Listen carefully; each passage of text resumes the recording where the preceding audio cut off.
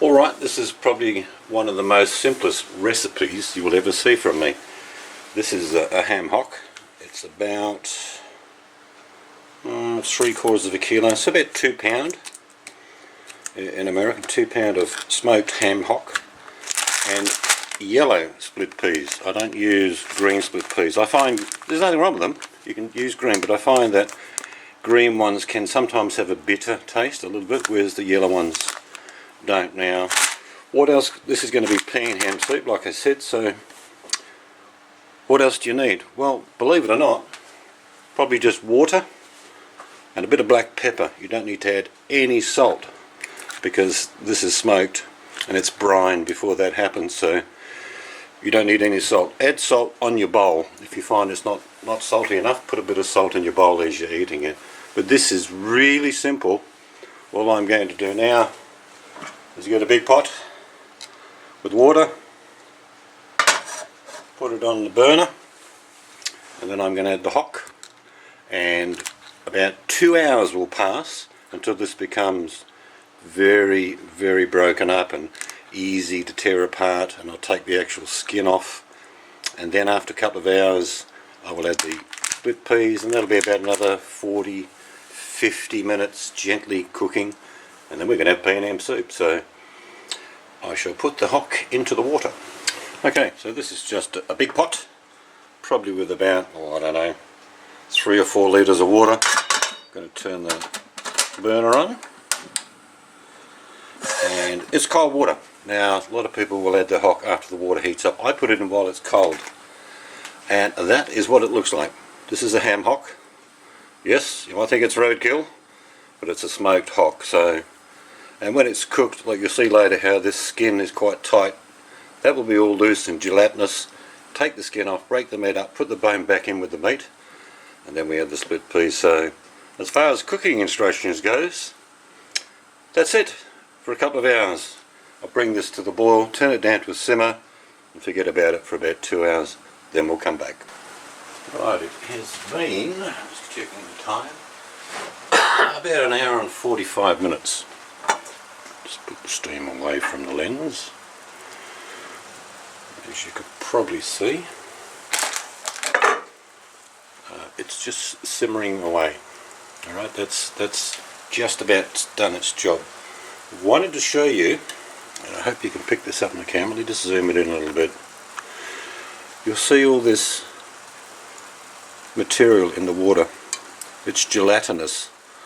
What's going to happen, you'll see later, that when the whole soup cools down tomorrow in the container, when I open it up, it'll be solidified.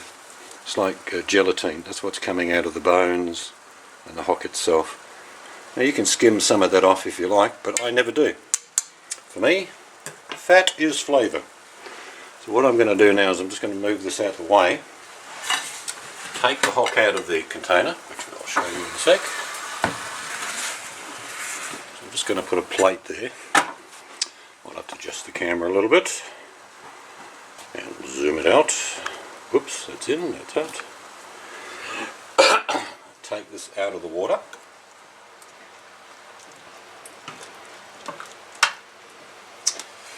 If I can grab hold of it. Alright, just drain it a bit. Now that is what it looks like. Looks strange to some people, I suppose. Do I need to zoom that in a bit? I might just do that as I'm actually showing you the next step. Now, I don't keep this layer of fat that's on there, and we'll just slowly peel it off. Okay. A bit like an operation. If you're a bit squeamish, go and grab yourself a cup of tea. All this is removing the fat from the actual hock, because I don't need it. It's done its job. It will actually add flavour to the actual soup. Just flip that over. You see, I'm just literally taking that layer of fat off. Okay. Now what I'm going to do is get to the point where I'm going to just pull off the actual meat from the bone. Not in a mad way, because I'm still going to put the bone back into the soup. Okay, and it probably, in some parts of this meat, it might need a little bit more cooking, but you can see it's sort of falling apart. If you've ever had, I suppose, corned beef, that's the sort of thing that you're getting by pulling the meat off. Turn that around.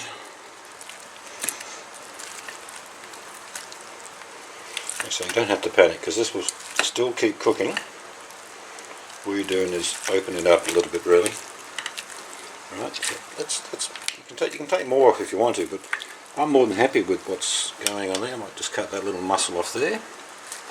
That's quite tender. Actually, you don't have to panic, because it's going to still keep cooking. You might think, well, that's not quite really tender, and it isn't, and it is falling apart. But what I'm going to do now is put that back into the pot. So let's shift this back again. Put the pot back into view. And now that the meat's not in there, you can probably see, if I take it out a little bit, you can probably see a lot more of this gelatinous material, or gelatine. Alright, that's part of the soup. Don't ever take that out. Now I'm just going to put the rest of this back in, partly pulled apart. And like I say, it's been about an hour and 45. Normally it's about 2 hours before I put the split peas in. Now this has been simmering on a very low heat. Now if you can see that, you'll be doing well. Alright, so I don't need to turn that up. All I need to do is put the lid back on and probably keep cooking, I think, for probably 20 or 25 minutes. The rest of the meat will then fall off the bone, and that means, in effect, then I'll take the bone out, and my little dog will be looking forward to that. And then I'll add the split peas, and then it's another 35-40 minute process of gently stirring, and we'll see the end result. So I'll come back in 20 or 25 minutes when we're ready to take the bone out. Alright, that has been sitting in there another 25 minutes. I'll show you what's happened. Most of the meat has fallen off, okay? Just falling off the bone is how you want it. Now, because those two bones have still got a lot of goodness to add to the soup, I'm going to leave them in there. The rest of the meat is just floating around in there. Now what I'm going to add to that are these yellow split peas. And again, you can use green if you like, but give yellow split peas a go once in your pea and ham soup and you'll notice the difference. Cut that up. Simply just pour them. Again, that's about 500 gram is about 1.5 pounds of yellow split peas. And people say, how do you know the right amount to stick in there? Well, you'll figure it out.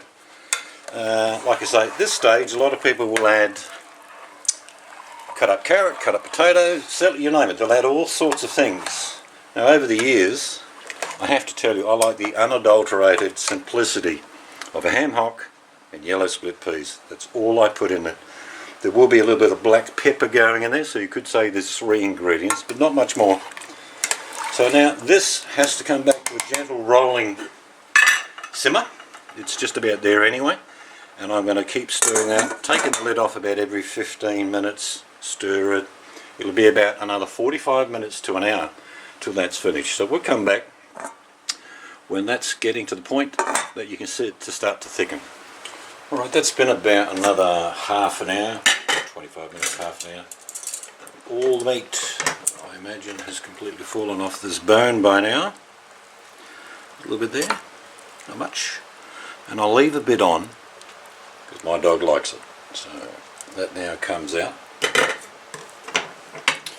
You will now see there's a colour change. That 1.5 pounds of yellow split peas is starting to break down, and it will eventually completely break down.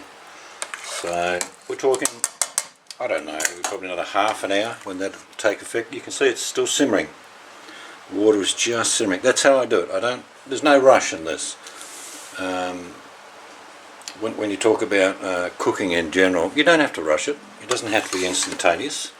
So that's what you're getting at the moment. Split peas are still fairly solid, but they are breaking down. you will see a little bit of fat, and I'll leave it to a bit later, rise to the surface, and I just take that out, little bits of white fat. But other than that, we're just going to give that a little bit more time, and we'll come back again, I'd say in about another 20 minutes, and see how that's going. Alright, we're getting pretty close now.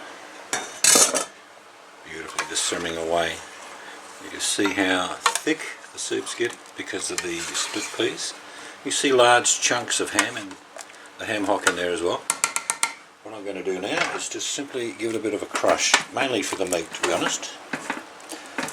This will take about a minute to do this. It's also going to probably crush some of the yellow split peas.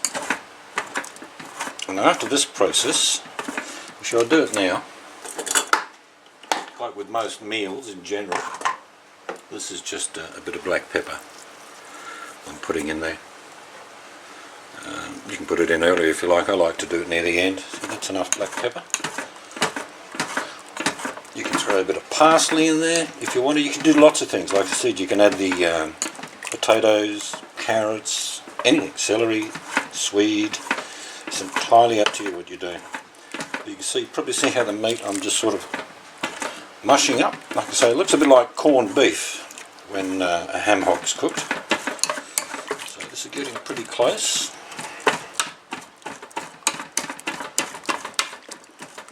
Like mashing potatoes, really. You can see the meat starting to break up.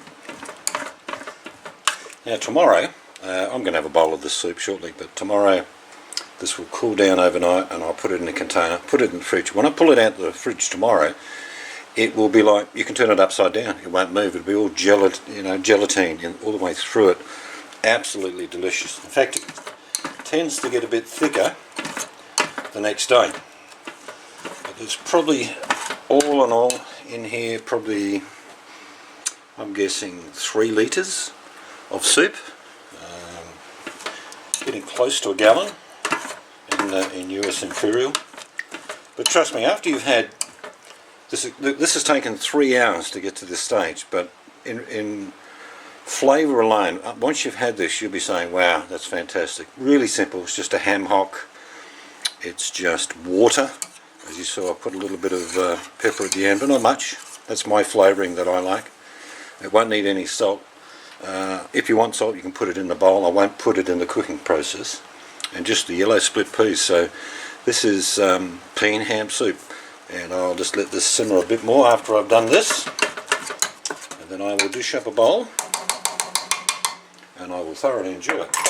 I'll come back in about 10 minutes and I have myself a bowl of pea and ham. Alright, we're done.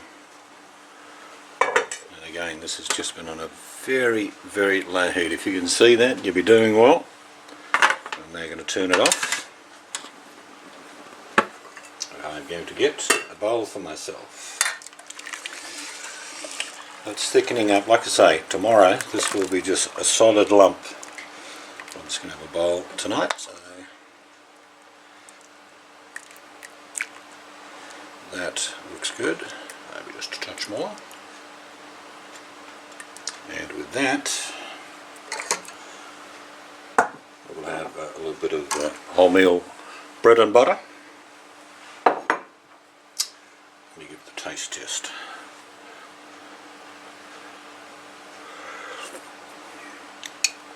That is beautiful. That is really gorgeous. So if you are willing to take up a challenge and get a ham hock and some yellow split peas, you won't regret it. It'll be a family favourite. Middle of winter, it's just superb. Even on normal days it's great, but give it a go. Pea and ham soup. All you need is a hock, ham hock, some yellow split peas, and I just put a little bit of pepper in at the end. So if you have been, thank you for watching.